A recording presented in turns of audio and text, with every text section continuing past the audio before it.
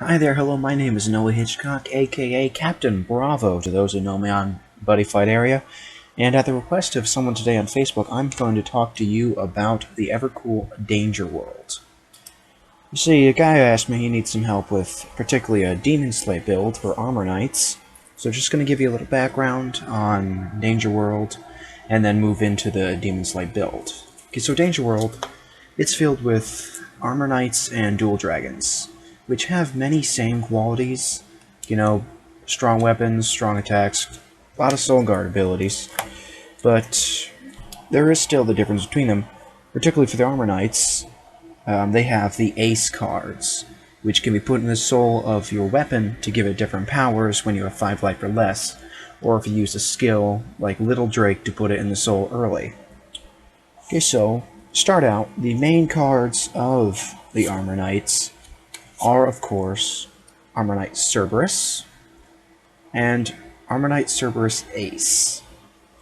Armorknight Cerberus is the original Ace Armorknight. He's got Soul Guard. You can put him on the field, put any size 1 or lower Armorknight into the soul anytime you want, so you can keep doing that as many times as you want. And then you can take one monster from the soul and destroy a card in the field. A monster, that is. With his, 5,000 attack and defense, and the 2 critical, he is pretty awesome himself. His evolved form, Armorknight Cerberus Ace, is a 6/3/6 monster. Takes 1 gauge to summon, and he can be put in your soul of your weapon to give it +2 criticals, so that is something in the Demon Slay build. You want to do a combo with Explosive Axe, Rickdow Demon Slay. So then it'd be hitting with 5 critical weapon. Then by paying 3 gauge, you get 3 more criticals, so you can get a critical of 8 in your turn. And you can put as many aces as you'd like in the soul of your weapon, so you can be attacking with... I've attacked with the most. I've had a 10 critical weapon during 1 turn. Alright, so the Demon Slay build is an Armorknight build, and it focuses on the Demon Slay cards, such as I said before, Rickdow Demon Slay, which you can see right there does say Demon Slay. See, the reason we're using a bunch of Demon Slays in this deck is, one, for the impact, Ultimate Battle Skill, Mega Demon Slay, because you need 4 Demon Slay attribute cards in the drop zone to be able to use it. By paying 4 gauge, you can deal 4 damage to your opponent, and you can keep using that. I personally run 3, because it's not one of the ones where you need to have that amount of life points left. It does need to not have a monster in your center or your opponent's center, so that's when you use this next card. Final Battle Skill, Magi Demon Slay, a set spell which stops you or your opponent from putting a size 2 or less monster in the center, which is a bit risky, but there are plenty of cards in the Demon Slay build to help you with that. For example, Demon Slay Slash, which by paying 1 gauge will let you destroy a monster whose power is equal to or less than the power of your weapon. If you've got Rickdow equipped, you can destroy any monster 6,000 or less. And another such spell would be Demon Slay Barrier, which if a monster is going to be destroyed on your field, you can stop 1 monster being destroyed. And the ever-popular Battle Aura Circle, which is a Battle Aura card, not Demon Slay, but I'd still run at least 3 of these in the deck. Now this is a gauge-heavy deck, because you have to pay, like say for the Ace Cerberus, and there's different effects. So to deal with that, we have the card Dimensional Demon Slay Slash, which lets you, 1, destroy one of your opponent's gauge, and you gain 1 yourself. And even though this is a Demon Slay build, like I said, you can run a few Battle Aura cards. For example, one of my personal favorites, Bold Retaliation, which when you take damage, will cause as many damage as you took to go into your gauge. And of course there is Lord Aura Meditation, which is a 2 gauge charger. Like I said, you can play around with this. You can mix any number of battle aura cards into this deck. For example, there is still Phoenix Wall, which reduces your damage by 2. I personally don't use it. I prefer a full blocking card, like Battle Aura Circle. But again, that is up to you. Your deck, do what you want with it. Yeah, personally, in my deck, I run a special build. It's 20 monsters, 20 spells, and then usually 7 weapons and 3 impacts, because the weapons still are big. So you run 4 Richtau Demon Slay. And personally, the weapon I prefer to run for the other 3 is Hysteric Spear. Does cost 2 gauge to play. It's got 5,000 attack, 2 defense, or 2 critical. But it does have the penetrate ability on its own, so that is pretty dang sweet.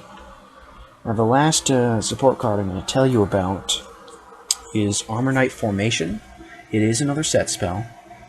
Unfortunately, I only have one of these, so I run one in the deck. It gives 1,000 power and defense to any Armorknight on the field, so it is a must-have card. Now, to talk more about the Ace. Like I said, Ace cards can go into the soul of your weapon, give it different powers. Personally, the Ace cards that I have and use, I use, of course, the Ace in my deck, Cerberus, as well as Griffin, and Gargoyle. Gargoyle, when sent from the soul of your weapon to the drop zone, can actually negate an attack. So, if you don't have a battle or a circle in your hand, or you can't afford to take some damage for bold retaliation, then use that. Griffin is a nice little number, because it actually gives your weapon penetrate, so if you're using Richtau Demon Slay, not Hysteric Spear, this will give it penetrate. Now there is another Ace, which I personally do not have in my deck, but is still a nice thing to have. I'm sure you remember Ryuga's first buddy, Armorknight Eagle. He has his own Ace form too, an Armorknight Eagle Ace. He can stop your weapon from being returned to the hand or destroyed. Again, a very nice card, but I just didn't want to use it myself, because I'm more of a power player. And personally, the way you want to run this deck is, of course, you want to run... I personally use Cerberus as the buddy, the original Cerberus, because I find his effect is easier to use. And I still run 4 Cerberus Ace, though, because he is the one you want to place it of in your deck. Because if you can just keep stacking him into the soul of your weapon, you will have a lot of power on your hands. Other different monsters that you want to run is... You gotta run some size zeros. Like, quickly whip that out there to throw in Cerberus' soul. Or if you use Armorknight Bahamut, that counts as a cool sacrifice for it. And then you gain the 4 life, of course, and the 11k attacker. Another good one to run is Armorknight Polar Bear. It has a good balance of attack and defense for a size 1 monster. There are a few Soul Guard monsters besides Cerberus that you can use in this deck, such as the size 2 Armorknight Medusa and size 1 Armorknight Succubus. Wait, oh yeah. Never mind, I forgot Medusa is not soul charge, but it works great. It's a penetrate monster. Personally, I don't like Succubus as much, since she's a size 1 monster getting that Soul Guard that you could use for Ace in Cerberus. But still, it's good if you're in a pinch. It's a 3/2 monster. Not bad. And it does help you hold out until you pull out the monster you need. We're seeing another good one to use for a good power if you don't have your Richtau ready or your Cerberus. Get it like a Armorknight Minotaur. That's a good one to run. It's got 3 critical, like I think 5,000 attack, 3,000 defense. Not bad.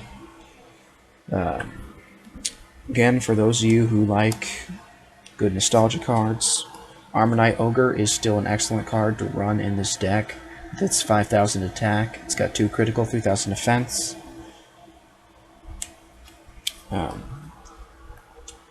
Personally, I would say the size 0 you want to run is a playset of Armorknight Little Drake, since that does put cards in the soul of your weapon.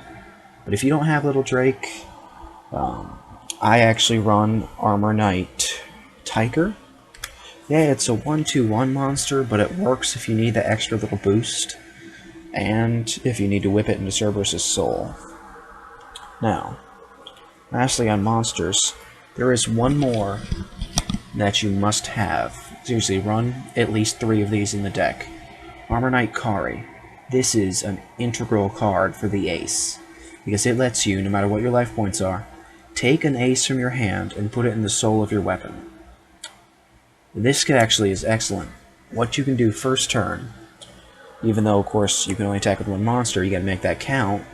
So play Rickdown Demon Slay, and then call Kari to the left or right, because you can't put a monster to the center as long as you have this out.